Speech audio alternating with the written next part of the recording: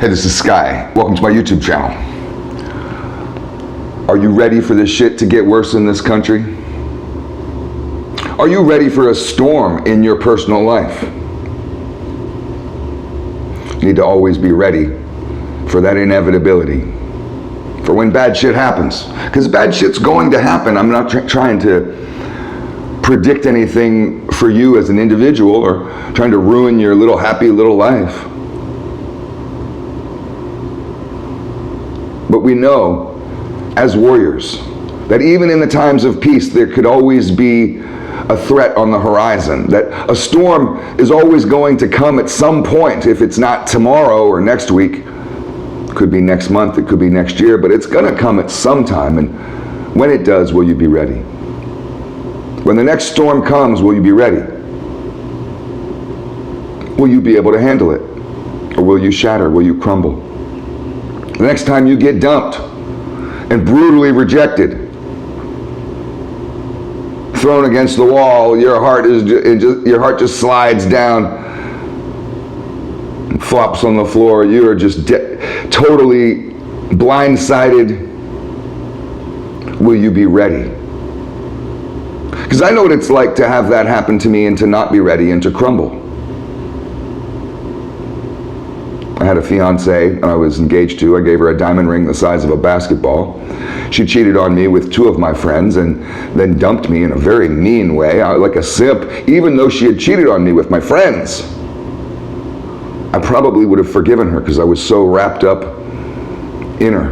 And she gave me a gift by dumping me, but it hurt so bad. I was devastated. It turned me into a shell of a man, and it took me a few years to get over it. It affected relationships that I had for years later. And I wasn't ready, and I realized that I need to be ready for these kinds of things. Not that I'm trying to get dumped. I would love to just have one last relationship and to never have to worry about that ever again. I just find my dream girl, we get married and ride off into the sunset. The funny thing is the woman who dumped me was my dream girl. That was my soulmate. You ever meet your soulmate? I did. She was beautiful. And she cheated on me and dumped me. And say, well, maybe she wasn't your soulmate. Right, she wasn't. There is no soulmate. It's a stupid fantasy of children. But are you ready for the next fucked up thing to come your way? Are you ready for pain? Are you ready for suffering? Are you ready to sit in the doctor's office not knowing if you have cancer or not? I've done that. Well, maybe we all have. That's terrifying. The worst is when you have to go a week or two for the results. And for that week or two, you basically feel like a dead man walking. Your life is over. You start looking at everything differently. Luckily for me, I got that call 2 weeks later from the doctors, and they were like, it's nothing, no big deal, you know, you dodged a bullet, it wasn't what we thought it was. It's like, well, thank God, but I realized how weak I was during that waiting period, how devastated, how I couldn't sleep, I couldn't eat, I was just withering away, and I kept telling myself, well, Jesus Christ, if by some chance I do have cancer, this is the wrong way to handle it, with negativity and malnutrition, lack of sleep. That's the wrong way to handle an illness. That's the wrong way to heal.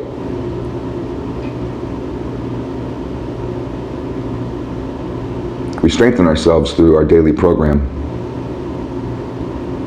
Incrementally. I go to the gym 6 days a week. I'm always training different exercises, but it's all towards the goal of making myself stronger. I just upped my squat game yesterday, squatted more, not for my max weight, although I don't do my max weight. I know some of you young guys like to do that because it's fun to be able to see, oh, I did 500 pounds. I could care less. I just was happy that I was able to up the weight, my workout weight, my regular rep weight. And I was just doing regular squats with over 300 pounds, just sitting there squatting away like it was nothing. Whereas when I started working out, I remember I couldn't even squat the bar. I would just put the bar with no weights on it, and that would be hard. That would be hard. I'd just be like, ugh, ugh. And that comes through incremental progress every single day. Doing the same shit over and over and over again, repetitively. And one day you realize, well, that's not so heavy. Maybe I'll put on a little more. That's what happened to me yesterday. I put on that same weight that I used to work out on for weeks. And just decided, well, let me try a little more. And I realized I could do more. I'm getting stronger. And we get stronger incrementally, slowly, brutally slowly, but you have to stay on that grind, because if you take time off, you start to slide backwards. You can't just prepare for a storm when the storm happens. We know this in Florida. Lots of people do it. We know there's hurricanes here. Everybody who lives here knows there's hurricanes in Florida. And 99.99% of the people that live here don't prepare for them. They don't have candles, they don't have flashlights. They don't have any of the basic stuff that you should have during a hurricane, and people freak out. When the storm comes, they freak the fuck out. It's literally the end of the world. It's hilarious. And people will go to the hardware store and fight over plywood, and they kill each other. People have shot each other in the parking lot of Home Depot over who gets the last sheet of plywood, just because they're desperate to put it on their windows. Could have bought plywood all year long. There's plenty of plywood on the shelves when the storm isn't happening, but you weren't thinking about the storm when it wasn't on the horizon. It's only when the warning comes do you start preparing. Oh shit, let me scramble. Like those motherfuckers who would always do, and I used to do this, do the homework 5 minutes before class. There'd always be some people that would procrastinate right before they go to bed. They had all week to do the assignment, and they're doing it the night before. There's those types. And then there would be some of us who would do it on the bus ride to school. We were procrastinating all the way to the last minute. And we'd always get Fs. Always fail. You got to be prepared. You got to put in the work. You got to have self-discipline, and in the times of peace, to be preparing for war. You know, a warrior in a garden instead of a gardener in a war.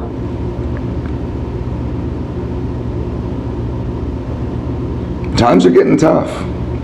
The economy's getting bad. Doesn't look like it's going to get any better for the next 18 months, and I've been doing some research on this.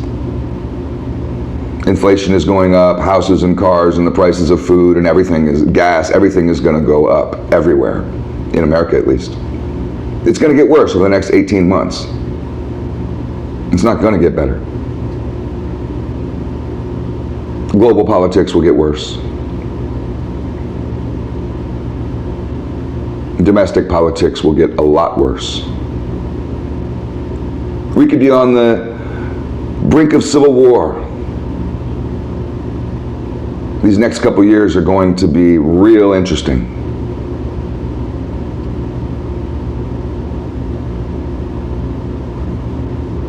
Are you ready?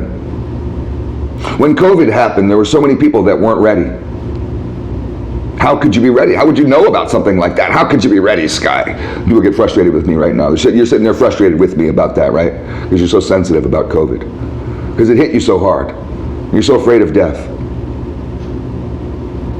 I've been thinking about death for the last 30 years. I've had so many friends die. This is an issue that I am well versed in. I don't just wait for someone to die. I'm not thinking about death for the first time at someone's funeral. I think about death all the time. Look at my last name. This is the angel of death, Azrael.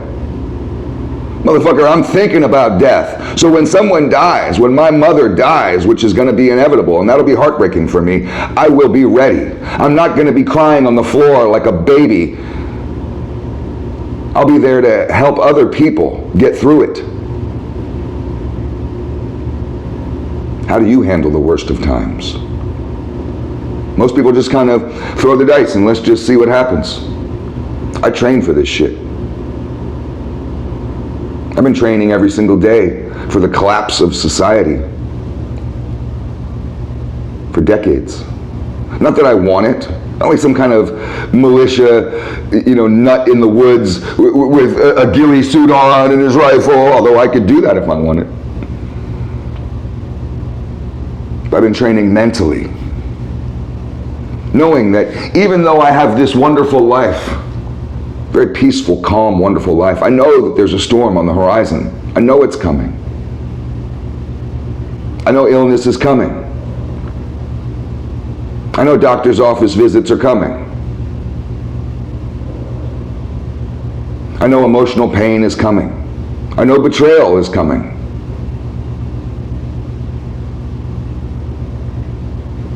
You can't avoid that stuff completely. You can try your best, but you can't avoid it completely. And the only thing that we can do, rather than be control freaks of the world, trying to control our environment and everybody around us, so we can live a peaceful, happy life, all we can do is look inward.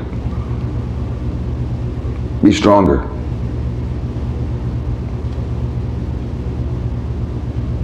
The stronger you are, the more resilient you'll be when the war happens.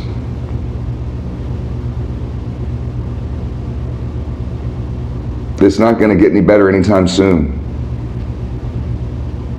But it shouldn't matter to the warrior. It doesn't matter to me if it's war or if it's peace. It's all the same to me. Because my daily life is the same. Mind, body, and soul every single fucking day. And it doesn't matter if there's bombs going off or if it's just a beautiful sunny day like it is today. Stay on your program. You need it now more than ever. We'll see who the strong men are over the next couple years, because it's going to be a test. Thanks for watching.